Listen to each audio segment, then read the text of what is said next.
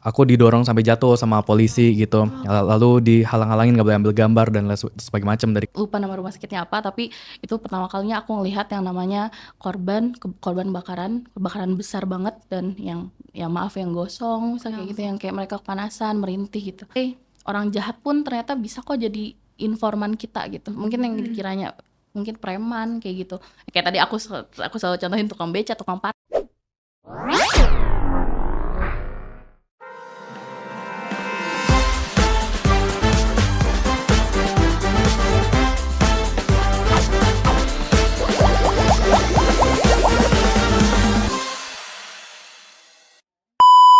Halo semua, selamat datang di The Podcast, yaitu podcastnya Kelompok D. Sebelumnya perkenalkan, nama saya Celia. Nama saya Lana, dan kali ini kita bakal bahas seputar dunia jurnalis. Nah, sekarang kita nggak cuma berdua doang nih, kita ada 2 jurnalis keren dan kece-kece banget. Nah, kita kedatangan Kak Juan dan Kak Sena. Nah, Kak Juan dan Kak Sena ini datang dari media-media yang benar-benar terkenal di Indonesia dan juga keren banget dan pasti super kredibel. Nah, mungkin tolong Kak Juan sama Kak Sena boleh memperkenalkan diri dari media mana, mungkin tolong dijelasin. Ya, salam kenal, aku Juan Robin, jurnalis dari Narasi TV. Oke, salam kenal, aku Sena Olivia dari video jurnalis kompas.com. Oke, nah kita mau tanya-tanya sedikit nih seputar dunia jurnalis ya.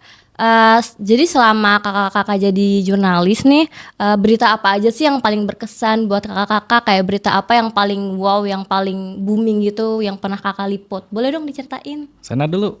Oke, jadi aku ini masuk tahun kedua nih jadi wartawan gitu ya.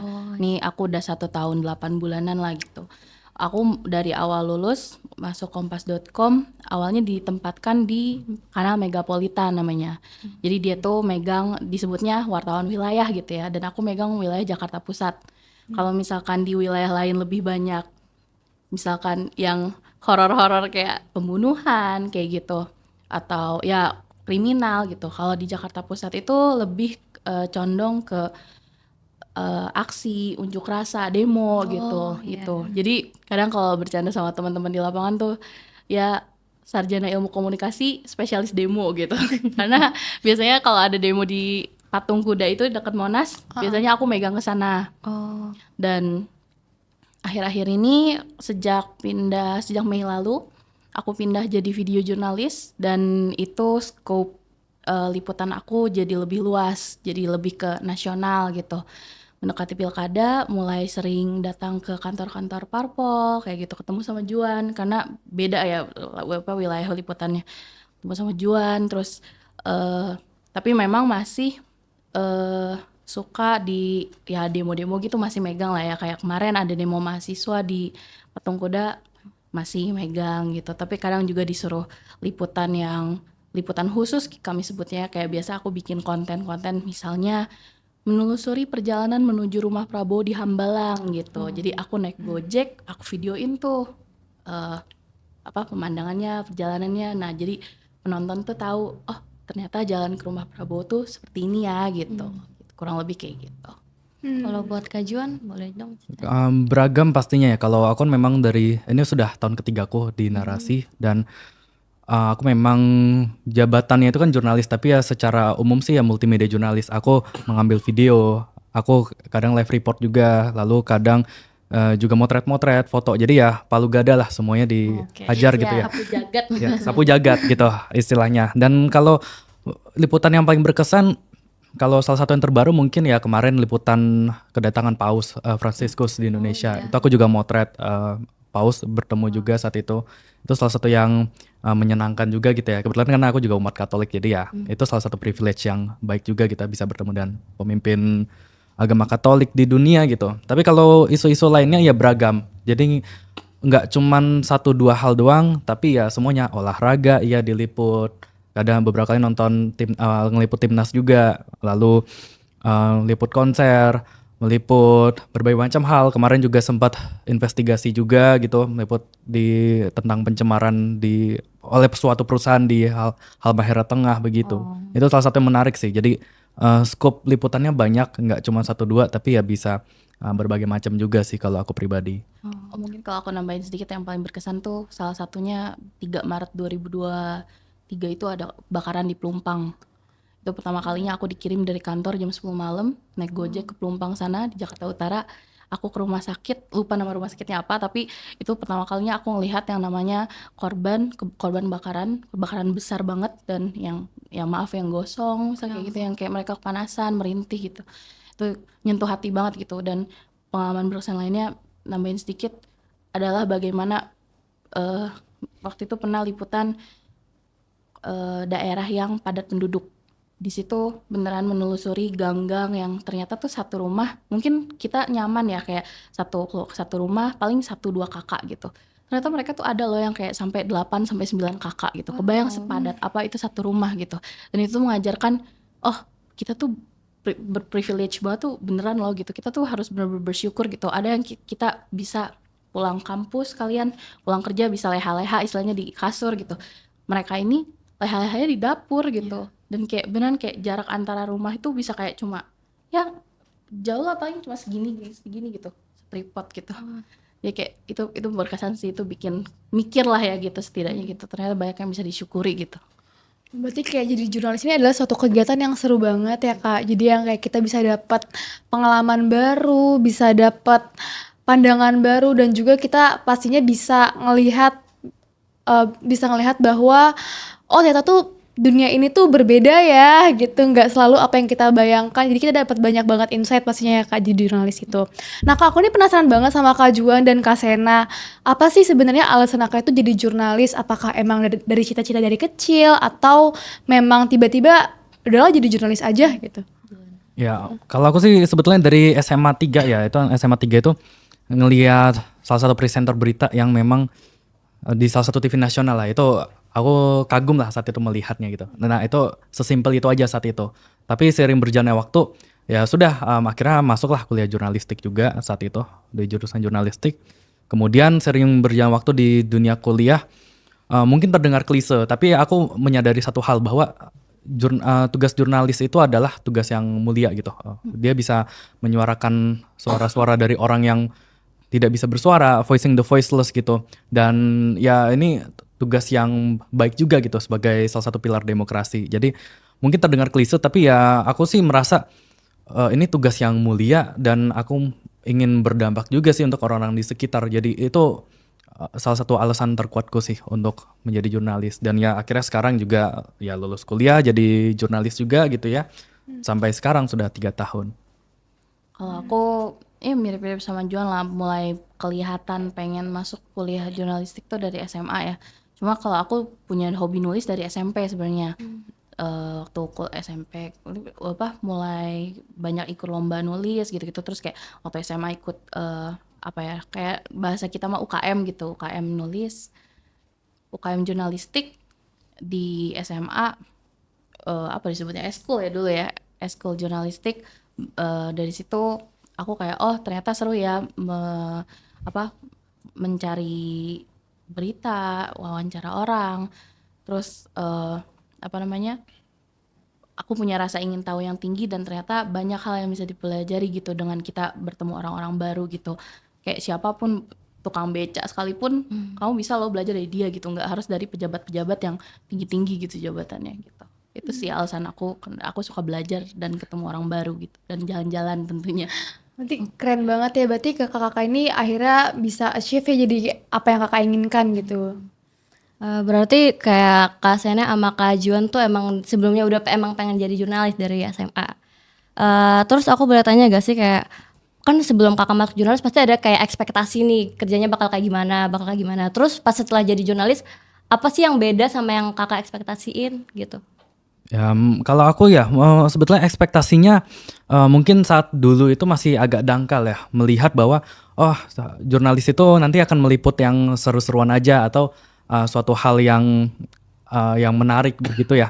Tapi kalau saat udah kecemplung gitu di dunia jurnalistik begitu, sekarang jadi ekspektasinya ternyata berbeda dengan realita. Dalam artian ya ternyata kita melihat banyak fenomena-fenomena yang mungkin kita tidak bisa bayangkan sebelumnya. Kita melihat realita, misalkan aku liputan ke Papua Barat sempat itu, ternyata melihat realita bahwa banyak orang yang miskin di tengah kekayaan alam mereka begitu, dan lain sebagainya macam. Itu membuat ya ada rasa gimana ya, rasa miris juga ya, karena kita tidak bisa, kita melihat sebelum menjadi jurnalis itu, wah ini kayaknya situasi Indonesia baik-baik saja dan lain sebagainya macam, tapi ternyata realitanya terkadang berbanding terbalik begitu. Itu sih untuk hal-hal yang aku lihat ya untuk saat ini. Kalau untuk menurutku, yang pasti menurutku Juan juga pasti setuju adalah kita tidak bisa seidealis itu di lapangan. Ya, betul. Kayak kita diajarin teori tuh waktu kuliah gitu, harus seperti ini, seperti itu gitu.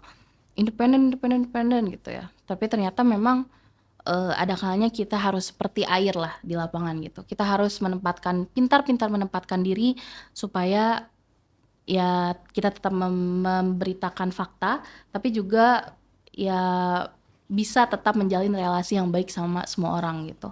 Karena kan bisa dibilang apalagi terlebih di tahun pesta politik ini panas ya gitu isunya gitu, bisa jadi sensitif buat sebagian orang gitu. Nah itulah kita harus benar-benar menempatkan diri, kayak karena ada aja gitu ini belak-belakannya misalkan narsum yang kayak ini jangan dimasukin mbak gitu misalnya gitu, atau kayak Intimidasi lah gitu iya, istilahnya. yang bagus-bagus aja mbak tulisnya gitu. Kayak gitu kan kita nggak mungkin kayak ya nggak bisa gitu pak gitu kan, kita nggak bisa kayak gitu ya, kayak iya pak gitu kayak gitu. Kita harus pinter-pinter ya nego lah ya sama narsum. Itu sih realita yang menurut aku paling itu. Tapi kalau kesehariannya sih 11-12 lah sama apa yang diajarin di kelas gitu ya.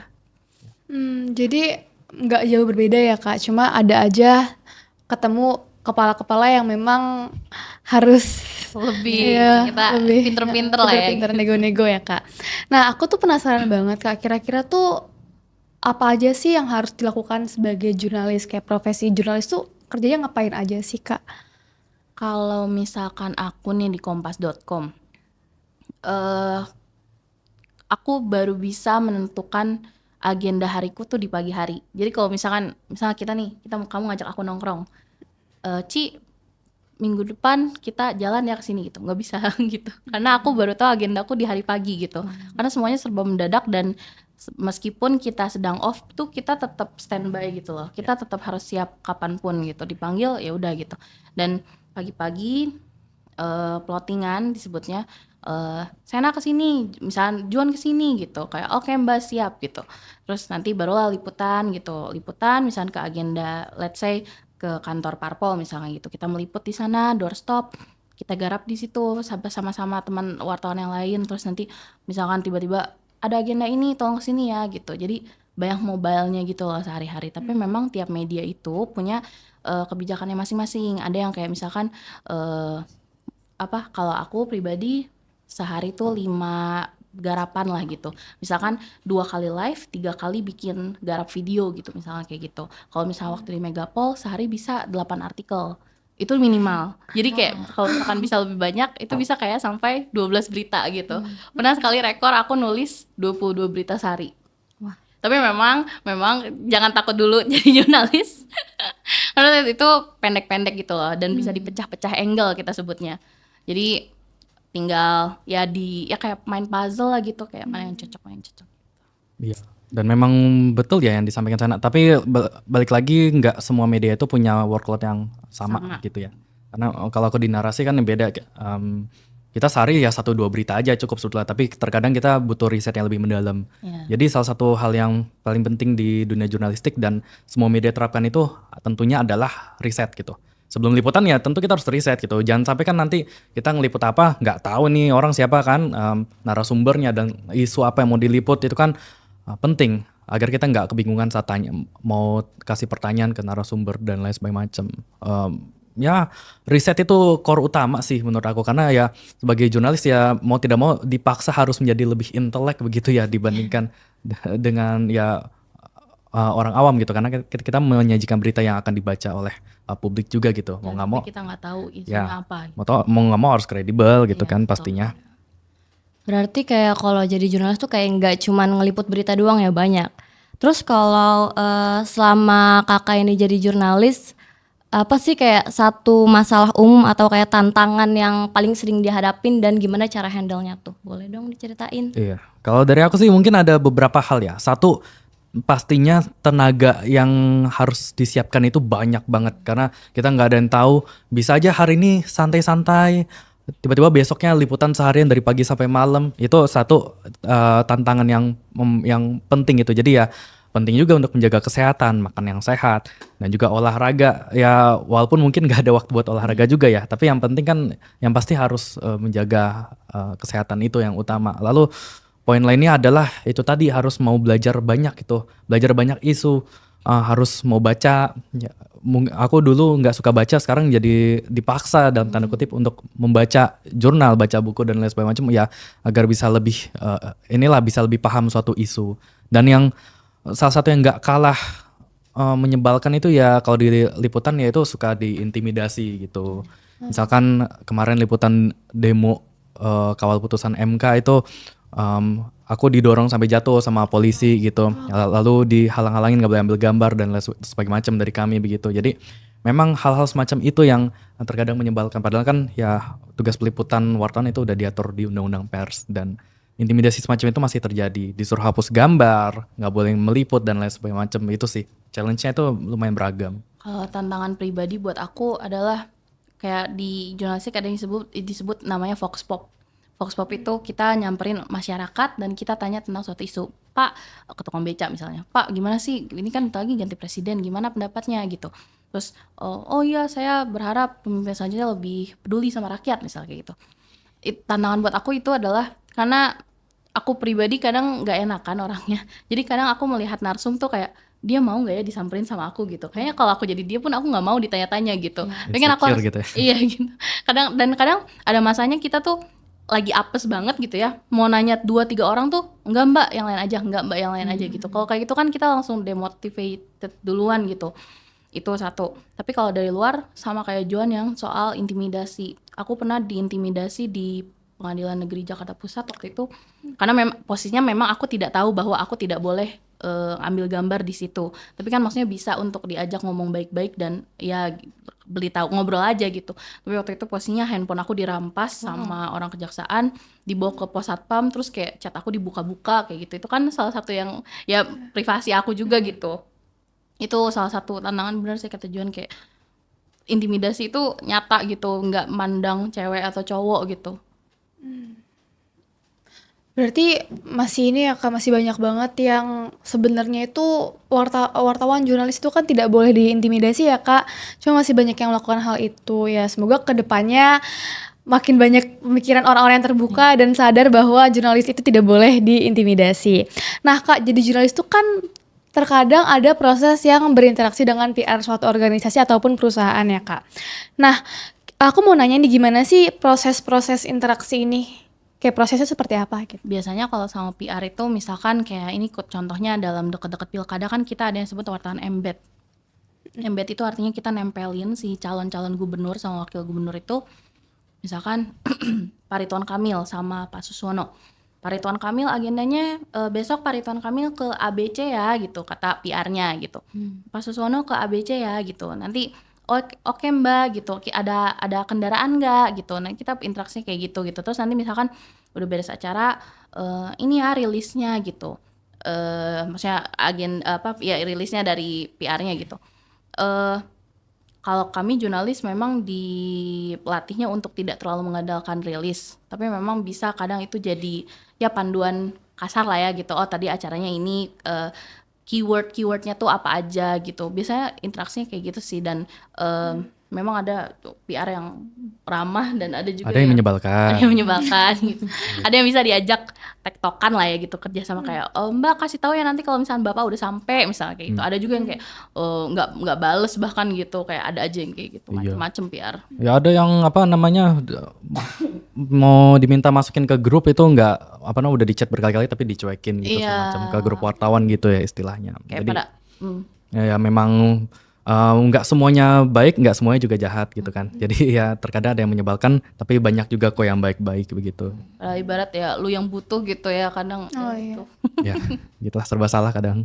Nah, yang mau aku tanya selanjutnya nyambung nih sama yang tadi kakak-kakak jelasin. Kayak sifat PR apa sih yang kadang tuh bikin aduh nyebelin banget nih. Terus kayak ngaruh gak sih kalian buat ngeliput beritanya gitu? Ya, jelas yang menyebalkan tadi ya seperti kita minta konfirmasi apa nggak dibalas-balas, kita minta tanyain agendanya rundown-nya itu nggak dibalas-balas ya, tentu itu menghambat pekerjaan kita sebagai kami sebagai jurnalis karena memang jadi ketunda. Harusnya beritanya bisa jadi dalam 1 sampai 2 jam, tapi ini bisa sampai seharian begitu. Itu terkadang yang membuat kerja-kerja kita terhambat.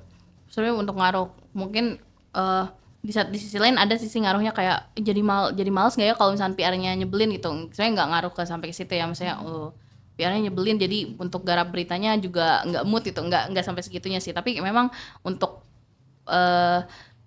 aspek-aspek yang penting kayak untuk konfirmasi jadwal terutama atau nggak titik kumpul kayak gitu, itu kan penting ya. Misalnya kita jangan sampai ketinggalan dong gitu, kita nggak mau bobol istilahnya sama media lain gitu. Itu kadang yang menyebalkan yang dia nggak fast response gitu, atau nggak kayak dia pilih-pilih media atau nggak gitu. Ya. Kalau media besar dia mau jawab gitu, media yang lebih kecil mungkin dia mengabaikan, misalnya ada aja yang kayak gitu. Ya banyak sih sebetulnya.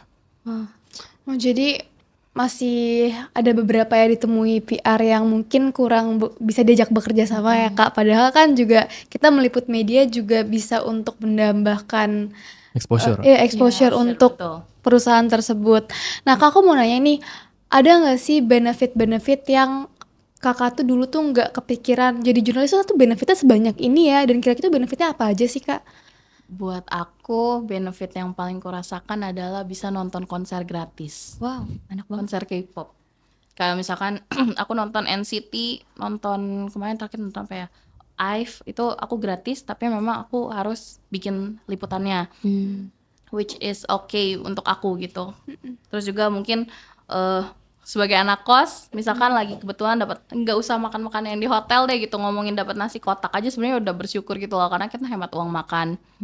Terus benefitnya lagi relasi sih, itu yang paling penting gitu. Kayak misalkan ibarat karena kenal sama humas perusahaan A gitu, jadi kita ibarat ke satu tempat nih yang ada tiket masuknya gitu, karena kita kenal mau liputan jadi nggak usah bayar misalnya kayak gitu. Ya benefit kecil kayak gitu sih sebenarnya. Ya, relasi itu juga penting karena dalam tanda kutip ya kita terkadang suka dapat info duluan, itu info A1 itu gitu ya. Itu yang terkadang menyenangkan gitu. Maksudnya kayak wah ini kita dapat suatu informasi eksklusif duluan gitu istilahnya. Tapi yang nggak kalah penting privilege-nya itu ya itu tadi sebetulnya ya bisa bantu orang-orang di sekitar gitu sebetulnya. Ya kita meliput apa ya bisa berdampak buat orang di sekitarnya, itu kepuasan emosional tersendiri juga ya gitu kan. Itu privilege inilah sebagai wartawan.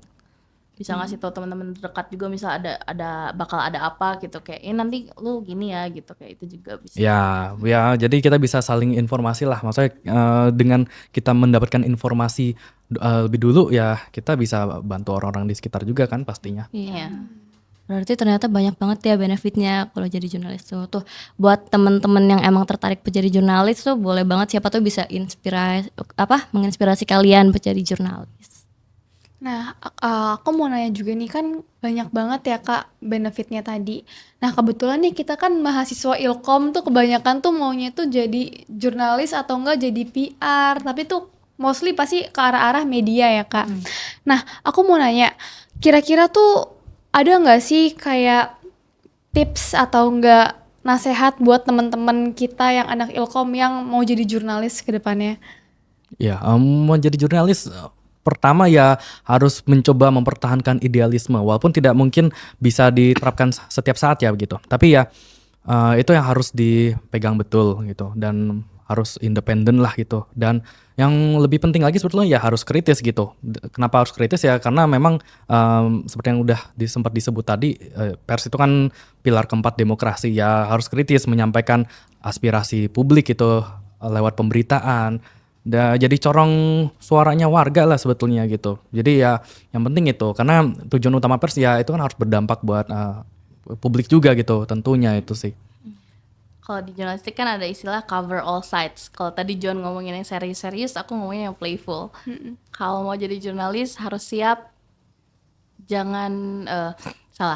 kalau mau jadi jurnalis harus siap ya dalam segala waktu, dari segi tenaga, waktu gitu ya. Tapi juga di saat bersamaan memang mungkin kalau mau jadi kaya jangan jadi wartawan gitu. Itu realita yang harus diungkapkan juga gitu, Iya, karena betul.